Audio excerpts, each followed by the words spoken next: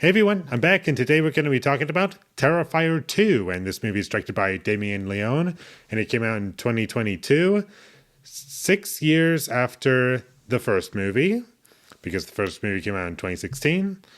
And this movie was bad, but still, I found some improvements. And just from the opening shot alone, I was like, okay, if it stays like this the entire time, it's probably not going to look great, but at the very least, it's going to be a better looking movie than the first movie, which is not saying much at all because the first movie is not very well shot, in my opinion.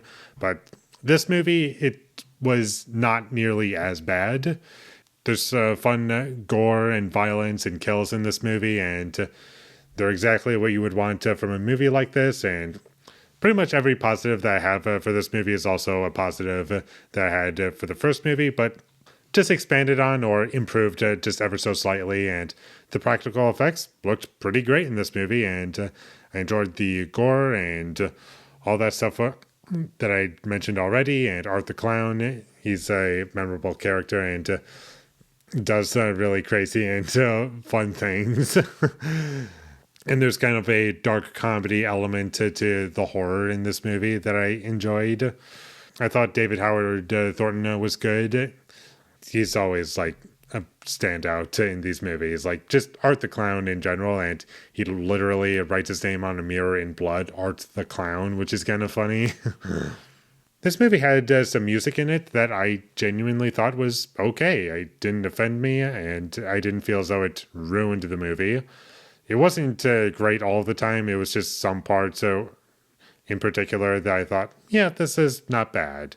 Most of it wasn't anything memorable to me, but some of it, not bad. And some of the music was kind of bad, but anyways, that's how I feel about the music overall. And overall, it's just a slightly better movie than the first movie.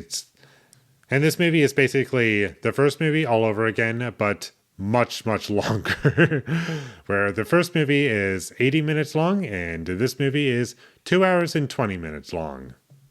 For no reason. And that's probably like the biggest weakness of this movie in ways, is that it's way too long. Why is this movie 2.5 hours long? It's just a slasher movie. And do slasher movies need to be 2.5 hours long? Not in my opinion. Like 2 hours max. That is like kind of pushing it still, but 2 hours and 20 minutes, no, I'm not dealing with that. And there were moments in this film where I was genuinely bored, and the characters are very annoying in this movie.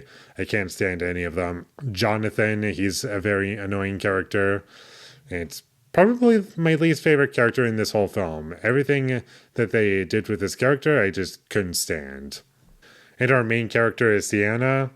She was, I don't know, just a nothing character to me. And there was not one interesting character to me. There was not one moment where I was invested in the characters. I was just waiting for them all to die.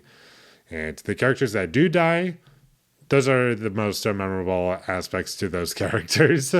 And it's fun and memorable at the very least, but that's all you're going to remember these characters for, is when they die. And this movie has a very weird structure. Like halfway through this movie, the way things were shown and presented, I felt as though that was the beginning of a third act. And I'm not even kidding you. Like in any other movie, that would probably be like setting up for the third act or just about to get into the third act. But in this movie, it was like over an hour long of a third act and barely had a first or a second act. And there were lots of annoying jump scares, particularly in the second half of this movie, that were ineffective and just didn't need to be there. I don't understand why they needed to be in the movie.